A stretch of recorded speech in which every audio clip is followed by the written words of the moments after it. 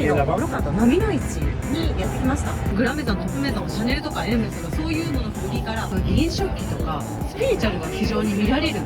場所であったりもします。で、ブロカントを楽しむための3つの攻略法をお伝えします。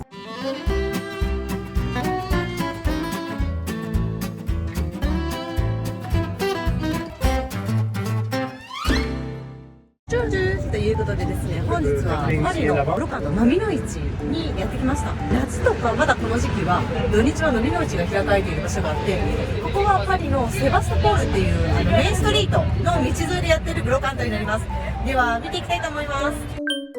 ブロカントを楽しむための3つの攻略法をお伝えします。1つ目、自分が何を欲しているのかを明確にしないとものすごい量があるので時間ばっかり食います。そしてブロカントでもいろんなタイプがあるんですね。何が得意か、例えば北マレだとやっぱりおしゃれが得意、ファッションがすごく多い。でもこのメインストリートだと観光客が多いとか、家具が欲しいんだったらこことかがあるので、その場所に合ったところに行かないと欲しいものがないっていうことになります。なのでそのリサーチも必要。2つ目、もしいいものが欲しいなら本当に朝早く行った方がいろいろあります。で、安く買いたいとかネゴシエーションを楽しみたいなら終了間際に行くと結構終わり頃なので片付け出したりしてると安くなったりもします。何を目的で行くかが2つ目。3つ目はブロカントっていうのはもうやっぱり古いものを売ってるんですね。セカンドハンドだったり新品じゃない。だから日本みたいにきちんと洗われてとかきちんとしたものが売ってるわけではないっていうことを分かっていないと穴が開いてたりとか壊れてたりっていうのもあるし、あともう一つ鏡もなかったり試着室なんていうのもないものがほとんどなので、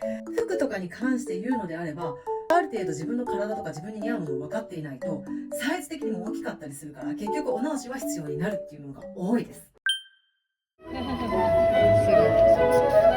う本当にこんな感じです。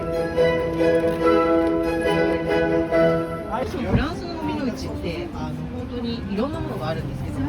ガラクタっていうか服とかもヴィンテージだったり子供のおもちゃだったり銀食器とかで家具とかももちろん売ってるところもあるし、で地域によってもやっぱりいろんな特色があるんですね。街を挙げてブロカンとその飲みの市を開催している都市もあって、こっちの人のその古いものを大切にするっていうスピリチュアルが非常に見られる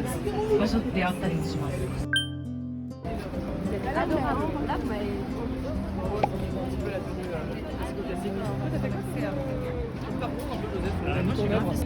特異的なのはこういうヴィンテージの服だったりして、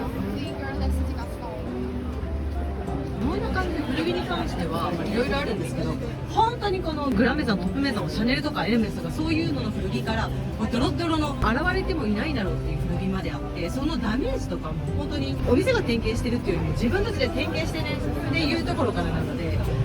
全てが自己責任になります。本当に質のいいヴィンテージもあれば、そうじゃないのもあるし、大抵試着室とか鏡がないので結構その自分の求めているものとか自分が何が似合うかをある程度分かっていかないと、特にサイズ展開とかはこちらの人の方が大きいので着てみてっていうのもあります。こちらのワンピースがうちの目の前でやってたブロカントで手に入れたワンピースです。でこれ20ユーロが晴天間際に行って10ユーロになって試着も何もできなかったんですけど、あ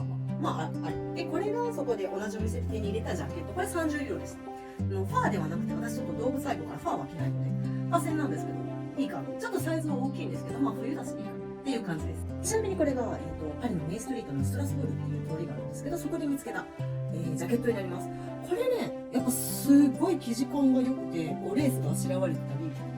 サイズ感がね結構良かったんですよ、とっても。でこれ10ユーロですね。こういう掘り出し物があるのがもうたまらない、ヴィンテージ一点物好きにはたまらないのがブロカント飲み出しですね。皆様もぜひ。それではボンソーレーバイボンジョーレーバイ。